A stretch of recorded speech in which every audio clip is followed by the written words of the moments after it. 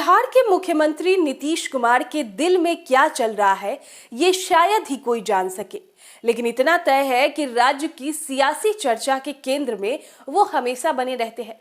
फिलहाल नीतीश कुमार के राजनीतिक दौरों की चर्चा बिहार ही नहीं बल्कि उनकी बाहर भी हो रही है। नीतीश कुमार ने हाल ही में पश्चिम बंगाल की मुख्यमंत्री ममता बनर्जी और यूपी के पूर्व सीएम अखिलेश यादव से मुलाकात की है। नीतीश कुमार बार बार ये दोहरा भी रहे हैं कि वे प्रधानमंत्री पद की दौड़ में नहीं है।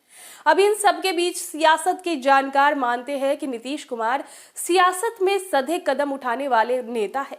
अभी भी उनके मन में क्या चल रहा है इसका अंदाजा लगाने से पहले कुछ बातों को समझ लेना बेहद जरूरी है। नीतीश की सियासी मंशा समझने से पहले अंबेडकर जयंती पर ध्यान देते हैं, जहां पर उन्होंने बयान दिया था। पटना में बता दें कि अंबेडकर जयंती पर आयोजित कार्यक्रम में शिरकत करने पहुंचे नीतीश कुमार ने सरकार की उपलब्धियां गिनाते हुए दीक्षांत एडुटेक लाया है दीक्षांत ई लर्निंग ऐप। बने दीक्षांत का चैनल पार्टनर और अर्न करें लाखों रुपए प्रति महीने। चैनल पार्टनर बनने के लिए विजिट करें www.dikshants.com। भारतीय जनता पार्टी पर जमकर हमला बोला था। कार्यक्रम में जेडीयू कार्यकर्ताओं ने जब नीतीश कुमार के पीएम बनने को लेकर नारे लगाने लगे तब सुशासन बाबू ने हाथ जोड़ लिए। नीतीश कुमार ने कहा था, एक बात हम हाथ जोड़कर प्रार्थना करते हैं कि मेरे बारे में मत नारा लगाइए, यही बनेंगे नेता, ये सब छोड़ दीजिए। हमको तो सबको एकजुट करना है, बिल्कुल अच्छे ढंग से हो जाए माहौल जिससे देश को फायदा हो। खाली मेरा नाम लीजिएगा तो बिना मतलब का चर्चा होगा, तो मेरा नाम मत लीजिए। हम हाथ जोड़कर प्रार्थना करते हैं सब लोगों से, भाई मेरा नाम मत लीजिए, हम घूम रहे हैं तो हम ही बनेंगे, ऐसा मत बोलिए प्लीज। नीतीश कुमार के इस बयान के बड़े मायने हैं।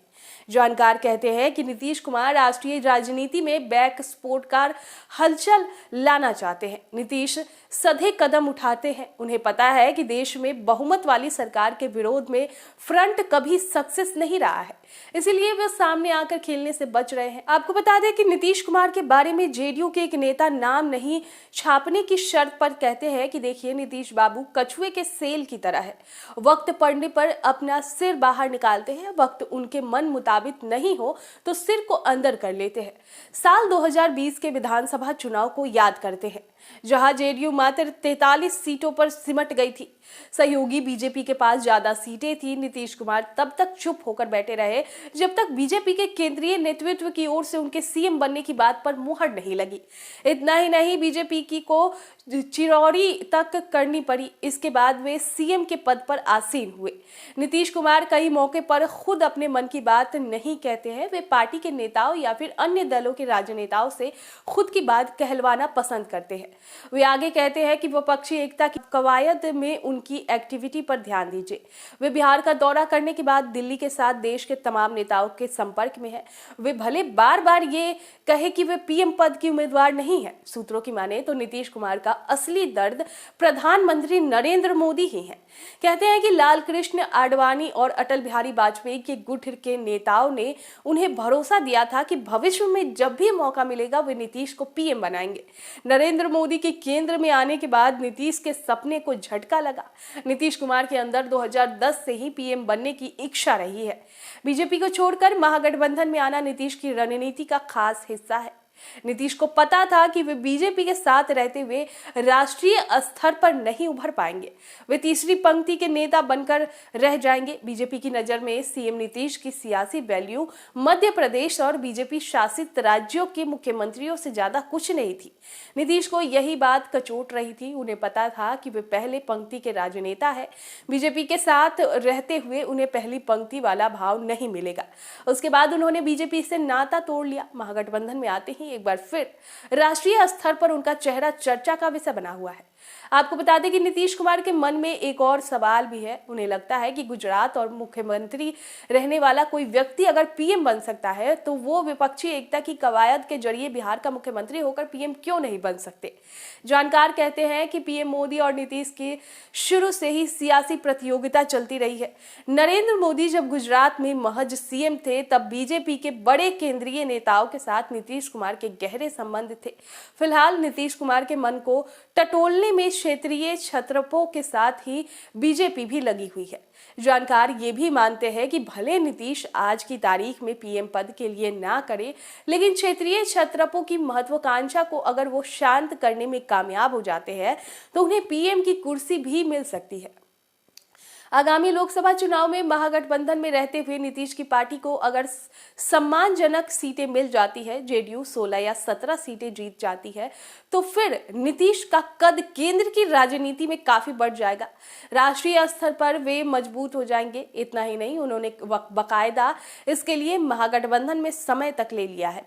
उन्होंने आरजेडी के उतावलेपन को ठंडा करते हुए एक तारीख तय कर दी कि आने वाले दिनों में यानी 2025 में तेजस्वी के नेतृत्व में बिहार का चुनाव लड़ा जाएगा। यानी कि जब तक पीएम का पद उन्हें साफ तौर पर नहीं दिखेगा, वे मुख्यमंत्री की कुर्सी पर बने रहेंगे। नीतीश कुमार जब चाहे अपने अनुसार राजनीति को मोड़ लेते हैं। बिहार के सभी राजनीतिक दलों को वो अपने चश्मे में उतार चुके हैं, चाहे आरजेडी हो या बीजेपी। स्थिति ये है कि जो आरजेडी 2020 में उन्हें मुख्यमंत्री भी नहीं बनने देना चाहती थी, आज प्रधानमंत्री बनाना चाहती है और उनके लिए मेहनत भी कर रही है। ऐसा इसलिए क्योंकि नीतीश कुमार पीएम बने तो बिहार की गद्दी तेजस्वी यादव को मिल जाए। इससे नीतीश कुमार की राजनीतिक हैसियत का अंदाजा लगाया जा सकता है। आपको बता दें कि नीतीश को समझना काफी मुश्किल है। नीतीश को समझना मुश्किल ही नहीं बल्कि नामुमकिन भी है। कारण कई है। एक तो वो सधे सियासत के राजनेता है। उनके पॉलिटिकल मूव को पकड़ लेना सबके बस की बात नहीं। वे सियासत में अपना कदम फूंक फूंक कर रखते हैं। जानकार मानते हैं कि बीजेपी से अलग हटने के बाद उनकी विपक्ष में स्वीकार्यता बढ़ गई है। मोदी के खिलाफ विपक्ष को तगड़ा चेहरा चाहिए था। नीतीश में वो बात दिखती है। इंजीनियर है, आंकड़ों का खेल समझते हैं, देश की नब्ज पहचानते हैं, शासन चलाने का अच्छा खासा अनुभव रखते हैं, केंद्रीय मंत्री रह चुके हैं। हालांकि मोदी तो पीएम बनने से पहले केंद्र में किसी पद पर भी नहीं थे। नीतीश कुमार बाद में इस बात को भी भुना सकते हैं। नीतीश कुमार फिलहाल किस ओर कदम बढ़ा रहे हैं, इसे लेकर सिर्फ अटकलें लगाई जा सकती है, कुछ भी स्पष्ट रूप से नहीं कहा जा सकता। दीक्षांत एडुटेक लाया है दीक्षांत डिजिटल क्लास। दीक्षांत डिजिटल क्लास का उपयोग कर छात्र बना सकते हैं पढ़ाई को बेहद आसान और मजेदार। दीक्षांत डिजिटल क्लास को स्कूल में बैठकर देखना है तो पेन ड्राइव और स्मार्ट टीवी बनेगा सही माध्यम। चलिए अब ये भी जानते हैं कि दीक्षांत डिजिटल क्लास का फी स्ट्रक्चर क्या होगा। नर्सरी से लेकर यूकेजी के लिए 7,000, नर्सरी से लेकर दूसरी कक्षा के लिए 12,000, नर्सरी से लेकर 5वीं तक के लिए 18,000, नर्सरी से लेकर 8वीं तक के लिए 24,000, नर्सरी से लेकर 10वीं तक के लिए 30,000। अगर आपको डेमो करना है तो उसके लिए आप दीक्षांत डिजिटल क्लास के YouTube चैनल को विजिट कर सकते हैं। हमारे YouTube चैनल को सब्सक्राइब और Facebook पेज को लाइक करना ना भूलें। धन्यवाद।